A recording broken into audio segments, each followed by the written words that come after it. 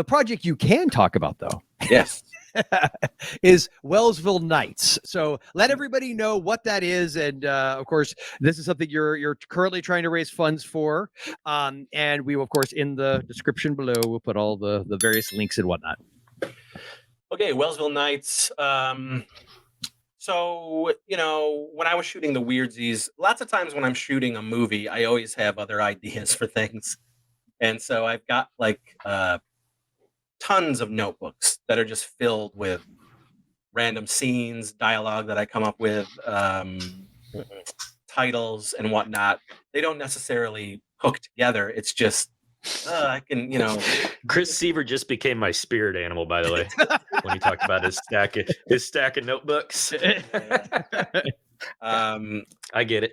And so during the Weirdsies, I was like, I want to do a TV show that's sort of based around where I grew up and some of the people, and I want it to be a high school thing.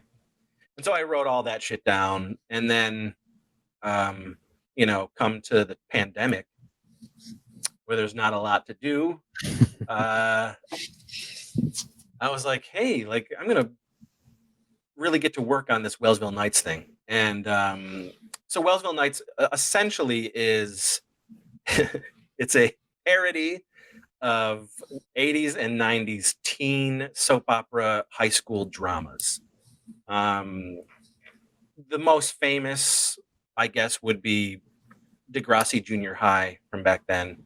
Mm-hmm. But then Nickelodeon did a bunch. And Nickelodeon in 1990 did a show called 15, which was Ryan Reynolds' first like big thing. And then after 15, there was shows like Swans Crossing, which starred like Sarah Michelle Gellar. And then the biggie was like 90210 to a lesser extent. But I'm talking more of the stuff that's like low budget, super over dramatic, self-serious. Again, these are 15-year-olds, but like nothing fun is happening on the show. It's all like dire and everything. The most deplorable fucking, like, why even live then, you know? And so I always found those shows hilarious growing up. I was just like, this is not my teen life, you know? Like, what the fuck? Right. Like, and so I wanted to make fun of that. I wanted to do my version of one of those teen soap operas. But I wanted to keep the aesthetic. I wanted it to be shot to tape. I wanted it to look like a 80s and 90s sitcom or a PBS show. So we tracked down like the broadcast cameras and the smaller tapes. Here, hold on. Oh yeah, please. Yeah. Was it like DVC Pro? Is it DVC Pro? Oh my god, dude! That's what I shot my feature on. An Ikegami DVC Pro, like those big ass camera, just huge. Yeah, so we've got like 4 of those. Oh, cool! Oh my god, I don't know if you want to say like how much you paid for them, but I am curious to know because I think I remember nothing. Oh my god, I remember when we rented it in 1999 to shoot the feature, and it was $400 something a day. We got a deal. We did it for like 10 days or whatever. And I remember they did give us a heads up. I want to say it would have been $40,000 to replace the camera. Yeah. Well, so we wanted that aesthetic. That's awesome. You know, and then I knew it had to have that like that soap opera haze over it. And that we would put in post. The dialogue was going to be absurd because it's my stuff, but it was going to be played serious, just like those shows were, just over dramatic, melodramatic, the life is ending type teen bullshit, but with my absurd dialogue coming out of their mouths, and be played by 40 somethings, you know, which is an 80s trope anyway.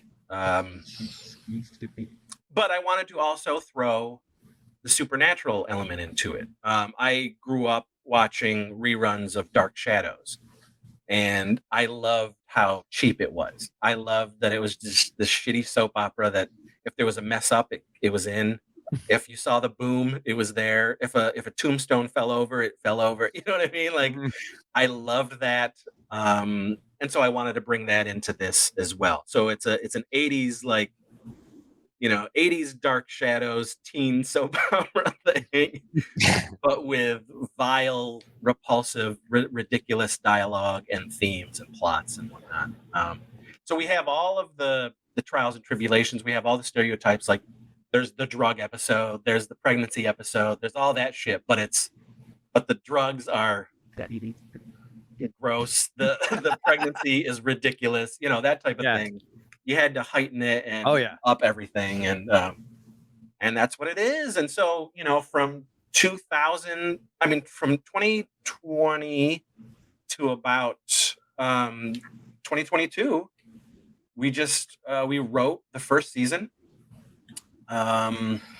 We shot the pilot, and everything was going to go full steam ahead for more episodes in 2023, but then I got the feature.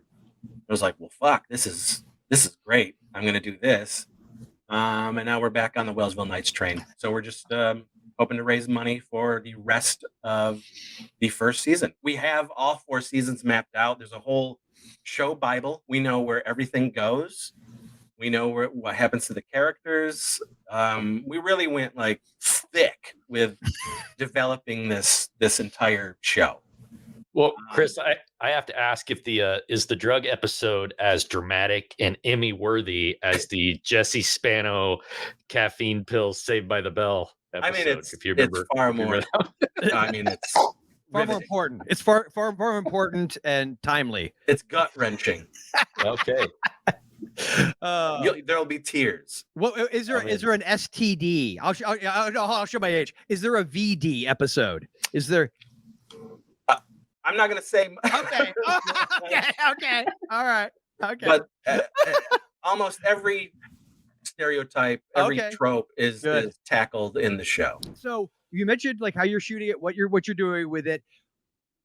Let me throw it at you. Why should people help support this creative endeavor? That's it really is just if they think that the idea is funny. If they it is. If it's a idea where they could see themselves enjoying it, getting a kick out of it, in a way feeling a little bit nostalgic, just because of the way that we're going about the aesthetic and the shooting and all of it. Maybe not the subject and the absurdity of it, but certainly the look of it might give you those feels for people who grow up on those shows. But it's really, if you find this something to be appealing to you, then jump on board. It may become something you really like, something you really enjoy after that first season is done, and you're like, man, I want to see more. I want to, just like any show, it grabs you. It's gratifying. I've shown some people the pilot who, when the pilot's done, they're like, oh man, like I want to find out what the fuck happens next, and that is awesome because that's what it is. It's episodic. Each episode ends going into the next episode or whatever the next trial and tribulation is for the next episode, and it sort of gets you hooked, and there's that potential out there for that. So that's what I hope people see that this project can bring to you, and like at the end of the day, I said we're putting it up free. We're gonna see if we can get it on Tubi, which is great because Tubi, it's all like there's commercials already built into everything on that streaming site, and we have commercial apparently when you put your stuff up there, I don't know because I've never put anything up on Tubi, but when you do, you have the options of where your commercial breaks are. Oh, I love it. That's what I was gonna say. You get those the fade, and we already have that built into our dark shadow, like the cliffhangers between commercials. We know, like every episode has the spot where a commercial can go. I love it. And so that's going to be great, But yeah, we want to just throw it up there free to hopefully garner an audience that way, like a sort of a cult following, a buzz, and which might help us be able to make the next season, you know. But we got to get through this first season first. Yeah. You know, I'm realistic. I don't think we're going to be able to raise enough money to make all of the 7 episodes we need to do. So I think right now we could probably feasibly pull off doing the next 4 episodes, which would leave us at episode 5, which already has a built-in cliffhanger for like as a mid-season, you know, like finale type thing. And if that's the case, we throw up those 5 and we can make enough to make 6, 7, and 8, you know, and finish off that first season. So it's really it's at a point now where whatever we make, you throw at us will sort of determine how many episodes we're able to make. We might end up only being able to make 2 episodes going forward, but we'll take it. Like, you know, like we're sort of committed to this project. I haven't let it go since 2015. You know, and after 5 years of not making content and to come back in 2022 and to make that pilot, I was over the moon. I had so much fun doing it again, being with those people, seeing the creativity and the talent, and first and foremost, making me laugh behind the camera, like just laughing, and having a ball. I was just reignited. I was fucking raring to go. That's awesome. And then to get that movie from JR last year, I was like, fuck, this is momentum, man. This is great. Did the movie and then jumped right back on board getting Wellsville Nights together. I mean, and I already have my next film. Like, you know, during all this Wellsville Nights thing, I got a movie called Radikill that I'm ready to fucking shoot. Like, let's go, you know? Yeah, like, that's so and cool. and Radikill is another one of those movies that's been like 4 years, like marinating. Like, I'm the juices are flowing. yeah, man, I'm energized. So I was able to jump back into Wellsville Nights and really feel like this is us, man. We're doing this ourselves, and fuck everybody else, and we're gonna do it our way. And God, I love these people who are with me, and I'm so excited to jump back in and just do it our way. And hopefully, we find somebody who enjoys what we're doing, you know. And that's. But it's not a prerequisite. No. First and I foremost, like the way you put that, Joe. Yeah, it's really, you know, it's all about us and how we feel at the end of the day. And if we feel like we accomplished it and we killed it, and you know, that's the butter, man. That's, you know, anything else is the cream of the crop. You know, that's the the cream of the crop. That's right. Oh yeah. But, you know. Yes. So I'm happy. I'm excited for the future. You know, I'm no longer thinking, oh man, I'm on the wrong side of 40 and I don't know if I got it in me anymore. I'm like, fuck, I'm 47. I'm 47 and I'm still doing what I love and I'm still doing it my way. And dude, big old kid inside. And where can people go to support it? And again, we'll have everything you say in the description below. So you can go to GoFundMe. We did it through GoFundMe primarily. You know, everyone's like, why didn't you do Kickstarter or Indiegogo? We did GoFundMe because there's a lot less rules on GoFundMe as far as how long you need to keep your project up, a certain goal you need to make. The distribution of their money is a lot better than the other two. Like if you like, essentially, I could start gathering stuff for the show now. Because they do a payout either daily or weekly, you know. Oh wow, okay. And that's such a great thing for pre-production. Yeah. Sure. But again, for us, we can leave it up there as long as we want. There's no time limit. Also, something that is great about GoFundMe, which is something that I really hate about Indiegogo and Kickstarter, are perks. I can't stand perks. I feel like the essence of what you're trying to raise the money for gets lost with the perks, because then you're trying to add on money for the perks, then you're adding the extra stress of mailing these perks and dealing with the time limits for these perks and things of that nature.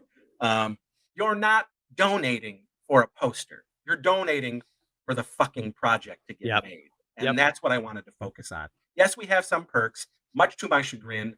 There are a couple of physical perks that I was bullied into by everybody else on this project. When I just wanted to be like, donate or don't. You know? But what's great is on GoFundMe, you have that option. You can donate and not expect any fucking bullshit other than the final product. Or you can donate for something like we only really have 2 mail away perks, and that is you're either getting a VHS of the pilot episode or you're getting a Blu-ray of the 5 episodes that we're able to make at the end of the day. You know what I mean? Yeah. And then you'll get that box set. Everything else is sort of like we have an option where you can send in your picture and your name, and we'll put you in the yearbook. Yeah, which I love that. That is featured in the show. Yeah. So you'll be able to get to see you in the yearbook of Wellsville High, you know, that type of shit. Or you know, we're gonna do like a virtual watch along of the pilot that you can like join in on, a big like Zoom virtual pilot watch. And that in turn can lead to you donating even more to the show and wanting to be involved in the show.